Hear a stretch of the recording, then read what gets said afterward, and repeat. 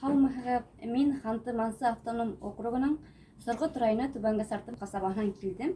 Ошо китап магазинына һәм авторҙарҙы осратып, уларҙан автограф алып, китаптарын алып ҡалдым. Мин үҙем Түбәнге Сартым ҡасабаһында Йәйғор балалар баҡсаһында тәрбиәсе булып эшләйем. Ә ял көндәрендә беҙ һәр шәмбе уҡыусы балалар менән осрашып, башҡорт телен өйрәнәбеҙ. Беҙ үҙебеҙҙең башҡорт телебеҙҙе онотмайбыҙ, яратабыҙ. Китап магазинына килгәс, хайран ҡалдым. Бик китапҡа байһығыҙ икән. Рәхәтләнеп, кинәнеп, төрлө автор китаптарын алдым. Бигерәк тә башҡорт халыҡ әкиәттәре, Рәми Ғарипов.